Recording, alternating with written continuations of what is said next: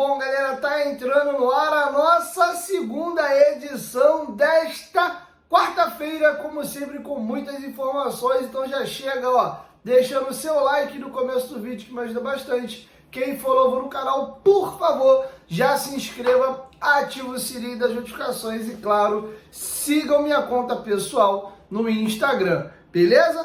Parada é a seguinte, tá? O link da 1xBet está aqui no primeiro comentário fixado. Amanhã o Vasco joga pela Copa do Brasil. Daqui a pouquinho tem Botafogo e Red Bull Bragantino pela Libertadores. Tivemos rodada de Champions League hoje, teremos amanhã também, assim como o UEFA Europa League e as finais de alguns estaduais começando já no final de semana, na verdade na sua fase semifinal, tá bom? Então corre na 1xBet. Use a palavra promocional Futebolaco com temudo esse ano final, que eles dobram aí o seu primeiro depósito. A 1xBet, a maior bet do mundo, tá com a gente aqui no canal desde 2019. Então se você é um fã do Dieguinho, gosta do canal Futebolaço, me dá essa moral lá na 1xBet, se cadastrando aqui no link do primeiro comentário fixado, porque esse parceiro comercial é fundamental para a manutenção do nosso trabalho. Então se você é um fã do Dieguinho, gosta do canal Futebolaço, dá essa moral lá na 1xBet, beleza? Dito isso, vamos às informações. Olha,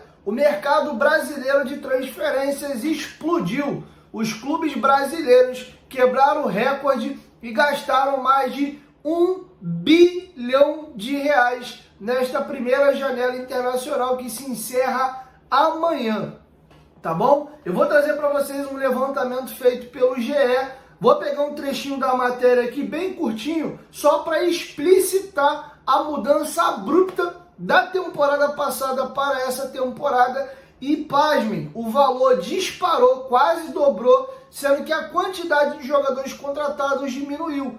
Isso quer mostrar o quê? Que o mercado está muito inflacionado e o preço dos atletas dispararam. Está muito caro contratar hoje jogador de futebol. Tá bom? Vamos aqui trazer um levantamento para vocês entenderem a comparação da janela de todos os clubes brasileiros do ano passado em comparativo com esta mesma janela. Nesse ano, os clubes gastaram R$1.555.418.000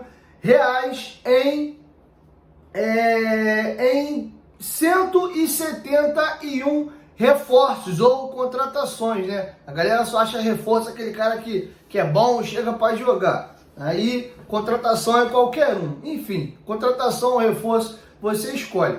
Ano passado, os clubes gastaram 685 milhões, sendo que eles contrataram 228 atletas. Então, você tinha 228 atletas contratados, 685 milhões de reais gastos. Nessa temporada, você tem 171 jogadores contratados, sendo que 1 bilhão e 55 milhões gastos.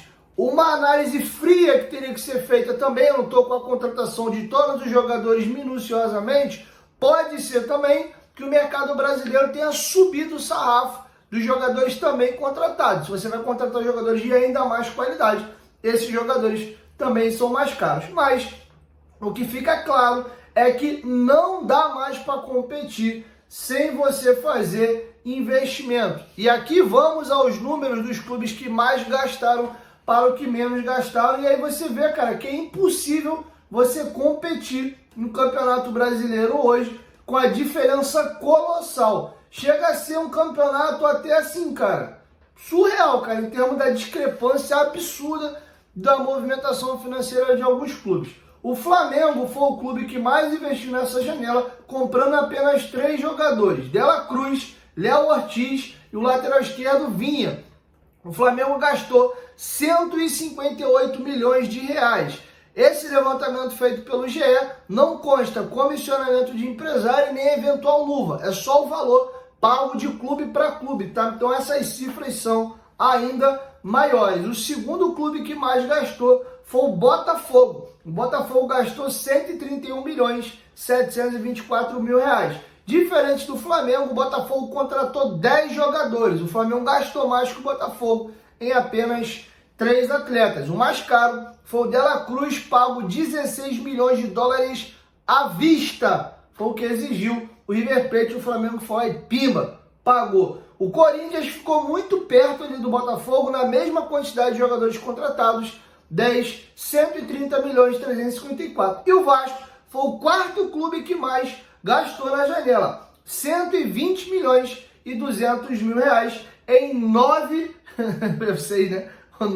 Em 9 contratações. O Palmeiras é o quinto colocado com 90 milhões e 600 mil. O Atlético Paranaense é o sexto com 76 milhões. O sétimo é o São Paulo com 68. O oitavo é o Inter com 54 milhões. O Bahia, que fez uma janela extraordinária, assim como como também a janela do Internacional, o Bahia gastou 51 milhões de reais. O Atlético Mineiro 42 milhões, o Fortaleza 36, o Grêmio 32, o Fluminense, 13º colocado, gastou 21 milhões na janela, o Cuiabá gastou 14 milhões, é o 14º, o Cruzeiro é o 15º com 11 milhões, aí vem Bragantino com 5 milhões, o Vitória com 4 milhões, o Atlético Goianiense com 4 milhões, o Juventude com 900 mil reais e o Criciúma 480 mil reais gastos na janela de transferências, tá? A diferença do Flamengo, que gastou mais, que é o 158 milhões, para o Criciúma 480 mil reais, é bizarro. E a diferença que você vê hoje, por exemplo, do Vasco para o Fluminense na janela, só o João Vitor, zagueiro do Vasco, custou 32 milhões de reais. O Fluminense, em toda a janela dele, gastou 21 milhões de reais. E aqui abre um parênteses também para a gente discutir o seguinte: não adianta só gastar, você tem que gastar bem. Às vezes você tem dinheiro e utiliza mal o seu recurso. O Fluminense tem feito algo, a meu ver, muitíssimo interessante. Eles têm conseguido pegar muitos jogadores com baixo custo e jogadores livres no mercado. O cara tá lá para encerrar o contrato num clube específico. O Fluminense já vem monitorando e pega. Quer um exemplo? Muitos dizem aí já que o Germancano está trilhando o caminho do Fred, e se ele manter essa batida aí com mais 3 anos, ele pode até ultrapassar o Fred e virar o maior ídolo da história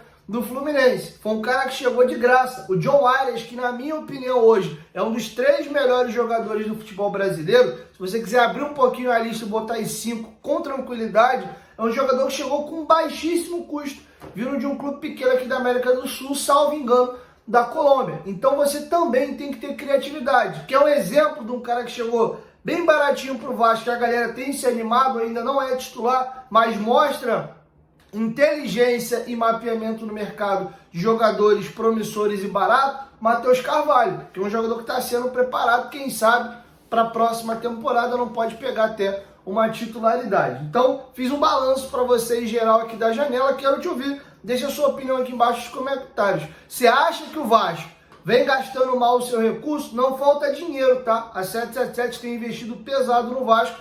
Na primeira janela do ano passado, foram 120 milhões, tá? O Vasco foi, ano passado, salvo engano, o segundo clube que mais gastou na primeira janela. E nessa agora, o Vasco é o quarto. Gastar, o Vasco tem, sim, gasto e feito investimentos.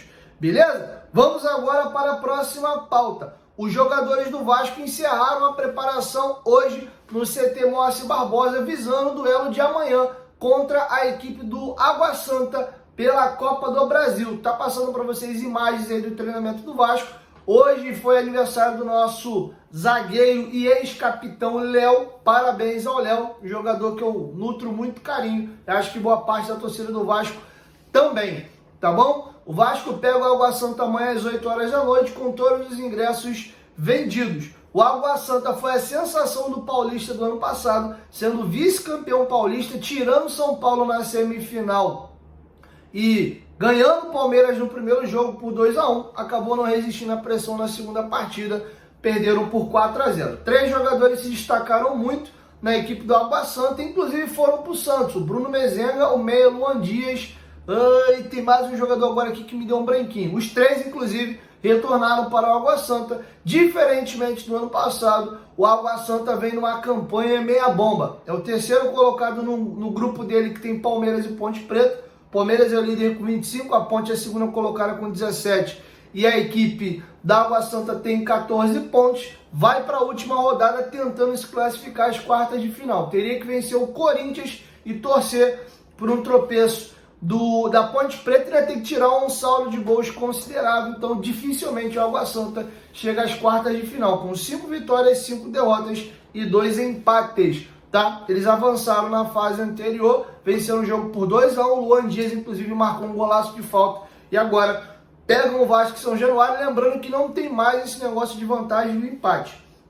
Empatou, o jogo segue para as penalidades máximas, tá bom? Informação importante que surgiu no dia de hoje: o Vasco abriu negociação com o volante do Botafogo, Marlon Freitas. O jogador tá com uma relação meio esquisita com a torcida. Ano passado, né, quando ao término do Brasileirão, a torcida do Botafogo elencou e elegeu alguns vilões, e o Marlon Freitas não passou batido nessa situação não, tá? O Vasco tem uma relação excelente hoje com o Botafogo. A janela encerra amanhã, janela internacional. Dia 1º de abril a janela local aqui do mercado brasileiro reabre e encerra de novo dia 19 de abril. O Vasco não conseguiu concretizar a negociação agora, informação do companheiro Vene Casagrande em conjunto com o Lucas Pedrosa, mas o Vasco está monitorando de perto a situação do Marlon Freitas e tenta utilizar-se do momento não tão positivo, nem técnico, porque ele voltou bem nessa temporada, inclusive no clássico entre Botafogo e Fluminense, vencido pelo Botafogo por 4-2.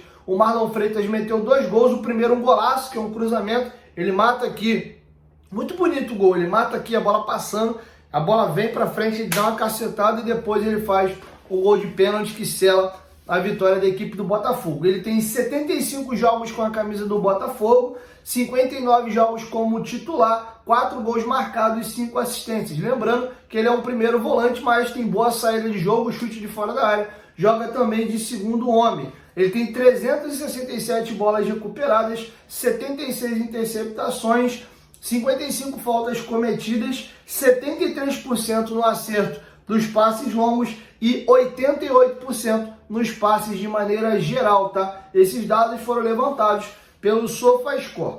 O CEO do Botafogo, o Tairo Arruda, negou que a proposta do Vasco de fato tenha chegado. Uma coisa que eu aprendi com esse período que eu trabalho com informação: nem sempre você pode levar ao pé da letra o que dizem os dirigentes. Às vezes eles vão te negar uma situação que de fato está acontecendo para tentar tirar o foco de uma eventual negociação, e às vezes eles fazem um auê danado de uma situação que não está tão clara e tão próxima de acontecer assim. Um grande exemplo que eu posso pegar dessa temporada, desse meu exemplo B, foi o presidente do Corinthians fazendo um estardalhaço danado aí, que estava negociando com o Gabigol e etc. Sequer proposta ao Flamengo ele havia feito, mas o assunto ficou no noticiário um tempão e não foi fake news inventada por aí. Quem criou esse carrossel todo foi o próprio presidente do Corinthians, tá bom? Então tá feito o registro aí. Então essa é a situação de momento. O Vasco ainda